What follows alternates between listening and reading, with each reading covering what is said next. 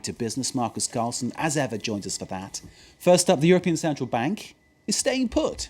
Yeah, the European Central Bank really took centre stage on Thursday as it kept its benchmark interest rate at 0.25%. It's resisting calls to bring rates down further to stimulate the Eurozone economy. In a monthly press conference, ECB President Mario Draghi said the Eurozone economy remains weak, but he played down fears that the Eurozone is heading for deflation or falling consumer prices. Draghi highlighted, though, that the central bank would be ready to act if needed.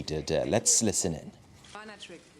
As I said many times, we've got to be extremely cautious with this recovery because it's still fragile and it's still uneven. And it really starts from low levels of activity. But so far, it's proceeding. OK, that was Mario Draghi speaking there in Frankfurt earlier. It's all change at Japanese electronics maker Sony. It's announced 5,000 job cuts, and it's to place its TV business in a separate unit and sell off its PC division.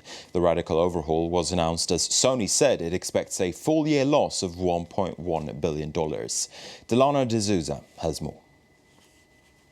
Attempting to turn around its fortune, Sony is under pressure to change after warning of a $1.1 billion loss for the fiscal year ending in March. After 17 years in the PC business, Sony announced it will sell its VAIO division. Along with the stagnant PC market, the electronics giant has witnessed weak sales for TVs and mobile phones. Sony will sell its PC unit to a Japanese private equity group. It will also spin off its loss-making TV division into a separate unit. The shakeup at Sony will result in the company axing 5,000 jobs by March 2015. According to the company's CEO, Kazuo Hirai, the three pillars of Sony's rebirth lie in imaging, gaming and mobile. While demand for Sony products has been dwindling as it struggles to compete with Apple and Samsung in the smartphone and TV market, it's not all bad news. Sony's PS4 has witnessed strong sales. Over 4 million consoles were sold in the first 6 weeks after its November release. Sony Pictures is also tasting commercial success with the critical acclaim of American Hustle. We're going to turn to stock markets next, and they had a pretty strong session on Thursday over in the United States. The Dow posted its best day for the year so far. As you can see right there, it was up 1.2%. Traders, they're looking ahead to Friday's all-important jobless report, hoping for good signs from the U.S. labour market. In Europe earlier, stock markets also closed in positive territory. The euro was also seen trading higher as the ECB refrained from cutting interest rates. Out to the main indices, the CAC 40 in Paris did the best, up 1.7%. Let's talk you through a few corporate stories out there in the markets. Shares in Twitter tumbled on Wall Street, finishing Thursday's session 24% down.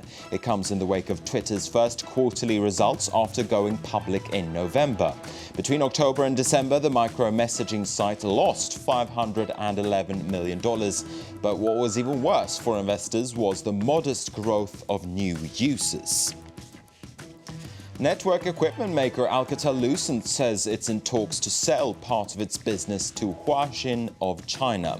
The enterprise division deals with corporate clients. It has nearly 3,000 employees and would fetch around $268 million. The news came as the Franco-American company reported a net loss of 1.3 billion euros for 2013. Chief Executive Michel Combe says, or is not saying rather, when he believes the group would turn a profit. Alcatel-Lucent shares, they were up more than 9% though on Thursday's session.